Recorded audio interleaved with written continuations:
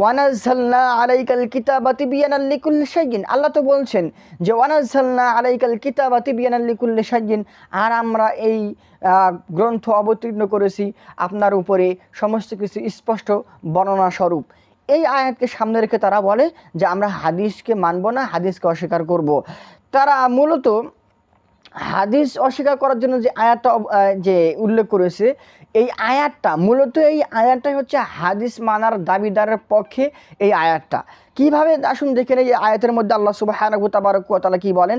আল্লাহ সুবহানাহু ওয়া তাআলা বলতেছেন, ওয়ায়াউমা নাবআসু ফি কুল্লি উম্মাতিন শাহিদান আলাইহিম মিন আনফুসিহিম, আমি আল্লাহ সুবহানাহু ওয়া তাআলা কিয়ামতের কঠিন মুসিবতের দিনে তাদের মধ্য হতে তাদের বিপক্ষে একজন সাক্ষী দণ্ডায়মান করব, সাক্ষী পেশ করব। এরপরে আল্লাহ সুবহানাহু ওয়া তাআলা বলতেছেন, ওয়াজিনা বিকা শাহিদান আলা হাউলাই, আল্লাহ বলতেছেন নবী মুহাম্মদ সাল্লাল্লাহু আলাইহি ওয়াসাল্লাম, আপনাকে তাদের বিরুদ্ধে তাদের বিপক্ষে সাক্ষী হিসেবে উল্লেখ করব বা পেশ করব। আল্লাহ বলতেছেন মুহাম্মদ, তোমার উম্মতের বিপক্ষে তোমাকে সাক্ষী হিসেবে পেশ করব, তোমাকে সাক্ষী হিসেবে উল্লেখ করব।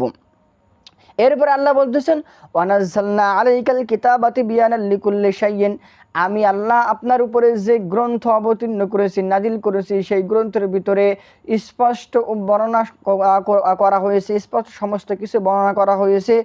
ওয়াহুদাও ওয়া রাহমাতাও ওয়া বুশরা লিল মুসলিমিন, যাতে করে এই কোরআনের মাধ্যমে, এই গ্রন্থের মাধ্যমে মানুষ হিদায়াত পায়, রহমত পায়, ওয়া বুশরা লিল মুসলিমিন, এবং মুসলমানদের জন্য সুসংবাদ এই গ্রন্থ।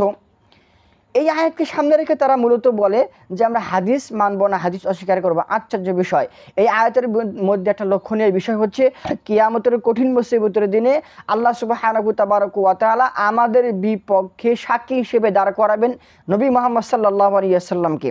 কোরআনকে দাঁড় করাবে না, কাকে দাঁড় করাবে? নবী মুহাম্মদ সাল্লাল্লাহু আলাইহি ওয়াসাল্লামকে দাঁড় করাবে। কেন দাঁড় করাবে নবী মুহাম্মদ সাল্লাল্লাহু আলাইহি ওয়াসাল্লামকে?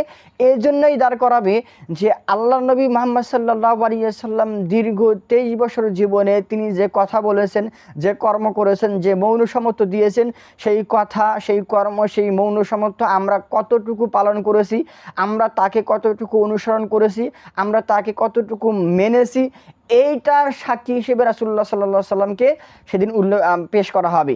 তো যারা রাসূলুল্লাহ সাল্লাল্লাহু আলাইহি ওয়াসাল্লাম অনুসরণ করেছে, তারা দেখানো পথ অনুযায়ী চলেছে, তার গাইডলাইন মেনেছে, তার কথা, তার কর্ম এবং তার মৌন সমর্থ ফলো করেছে, তারাই তো কিয়ামতের কঠিন মুসিবতের দিনে তারা কি পার পাবে। আর যারা মুহাম্মদ সাল্লাল্লাহু আলাইহি ওয়াসাল্লামের হাদিস মানে না, তার মুখের কথা মানে না, তার কর্ম মানে না, তার মৌন সমর্থ মানে না, তার অনুসরণ করে না, সে কিয়ামতের দিন আটকে যাবে। তো ভাই, এখানে মুহাম্মদ সাল্লাল্লাহু আলাইহি ওয়াসাল্লামকে কি সাক্ষী হিসেবে উল্লেখ করবে আল্লাহ সুবহানাহু ওয়া তাআলা।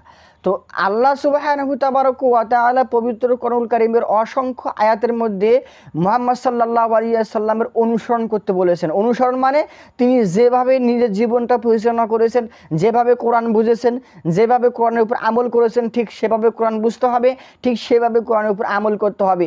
নচেত আপনি মুহাম্মদ সাল্লাল্লাহু আলাইহি ওয়াসাল্লামের সুপারিশ, মুহাম্মদ সাল্লাল্লাহু আলাইহি ওয়াসাল্লামের সুপারিশ আপনি পাবেন না, এটাই নিশ্চিত। আর আপনি বলতেছেন আমরা হাদিস মানব না। ভাই, পবিত্র কোরআন আপনি তো মানবেন, তাই না? আপনার তো প্রশ্ন একটাই যে আমরা কোরআন মানব, হাদিস মানব না। ভাই, আপনাকে বলি, কোরআন তো আর আপনার উপর নাজিল হয়নি। কোরআন যে আপনার উপর যদি নাজিল হতো, তাহলে আমি মেনে নিতাম যে আপনি হাদিস মানবেন না, এটা আমি মেনে নিতাম। কিন্তু কোরআন যেহেতু আপনার উপর অবতীর্ণ হয়নি, আপনার বাবার উপর অবতীর্ণ হয়নি, আপনার দাদার উপর অবতীর্ণ হয় নাই, সুতরাং আপনাকে হাদিস গ্রহণ করতেই হবে, হাদিস মানতে হবে, বিকল্প কোনো পথপন্থা নেই, হাদিস মানতেই হবে আপনাকে। কোরআনের মধ্যে অসংখ্য আয়াত রয়েছে যেখানে হাদিস মানতে হবে, এটা স্পষ্ট রয়েছে। তার মধ্যে একটি আয়াত আপনার নিকটে উল্লেখ করি, আপনি পারলে, আপনার দাদা পারলে, আপনার বাবা পারলে, আপনার 14 গোষ্ঠী পারলে এই আয়াতটা খণ্ডন করবে যদি আপনি পারেন। পবিত্র কোরআনুল কারীম খুলবেন, পবিত্র কোরআনুল কারীমের 4 নম্বর সূরা, সূরা নিসা খুলবেন, সূরা নিসার 59 নম্বর আয়াতটা খুলবেন। খুললে আপনি দেখতে পারবেন আল্লাহ সুবহানাহু ওয়া তাআলা বলতেছেন কি জানেন?